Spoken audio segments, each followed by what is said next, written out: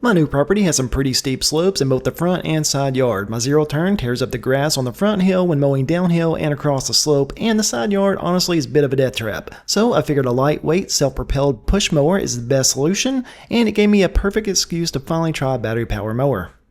After looking at several options, I decided with Ego 600 series. My only requirements were that it was lightweight and self-propelled, and this model checked both boxes. It cost $5.99 at Lowe's, and the exact model I purchased was the LM2114SP-L. That's the kit version, which comes with the mower, the battery, the charger, and a few extras. The L at the end simply means it's Lowe's exclusive version that comes with an additional accessory. Amazon carries basically the same kit for $70 cheaper, and I'll leave a link in the description in case the kit checks all your boxes too. And now we'll do a quick unboxing. Inside the box, you'll get the manuals for the mower, the rapid charger, and the battery. The rapid charger, the side discharge chute, the grass collection frame, and the grass collection bag, and the Lowe's exclusive mower cover. The 6 amp hour battery, and of course, the mower.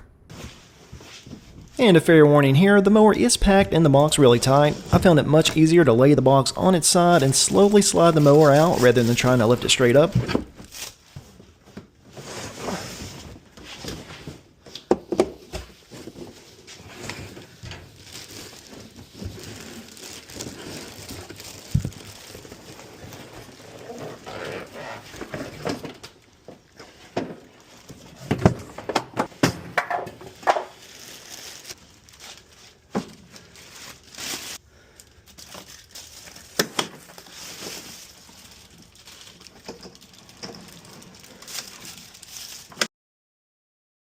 Alright, I'll quickly touch on the registration. You have to do this because it'll give you a 3-year warranty on the battery and the charger and a 5-year on the mower. It's a no-brainer. You have 90 days to register, but I'd suggest doing this as soon as you get it out of the box.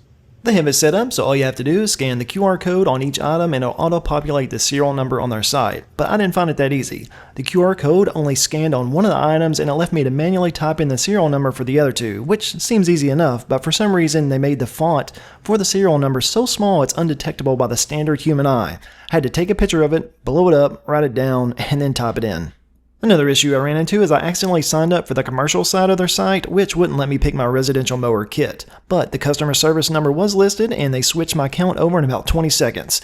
After that was worked out, everything else was easy. Now that everything's unboxed and registered, the manual recommends fully charging the battery before its first use, so let's get that started. And if you're wondering what all the buttons and LED indicators mean, here are a couple quick reference guides you can pause and screenshot for later.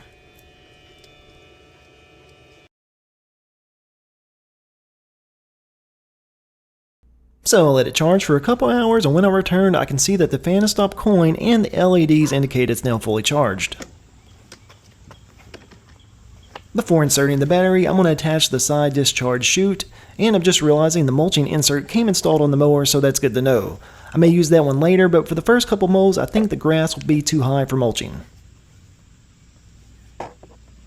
And to be honest, I'm kind of impressed with how easy the design makes it to switch these out. Nice job, Ego.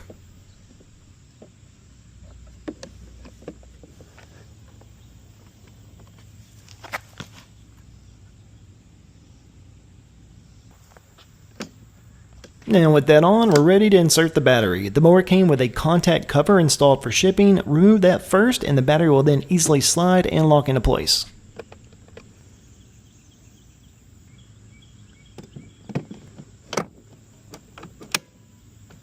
To remove the battery, you just press the green release button and it pops right out. Alright, now we should be ready to test this out. I am going to change the cut height to the 4 setting. And that looks good. You do have to fully extend the side rails and set the green rail locks before the mower will start. Once done, to start, just press and hold the green safety button and pull back on the bell switch. Once it starts, you can release the safety button.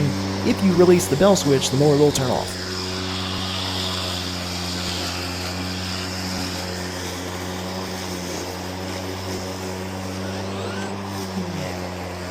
There is a speed control knob you can adjust to change the speed of the self-propelled motor. Seems it came in jog mode out of the box.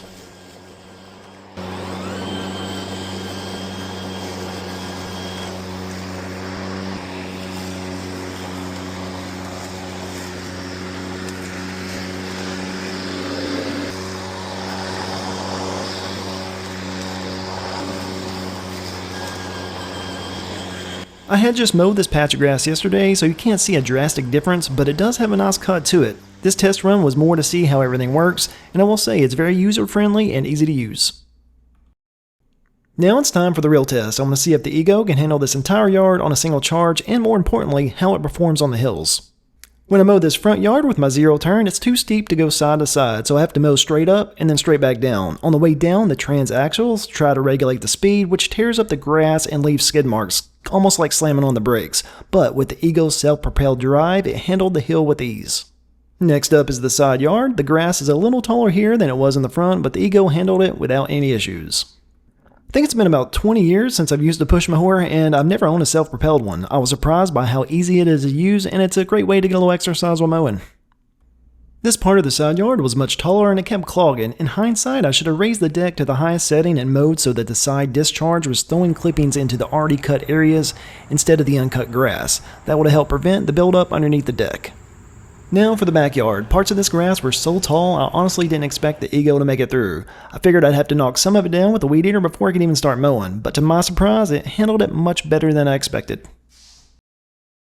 And here's a quick clip of what happens when it gets clogged.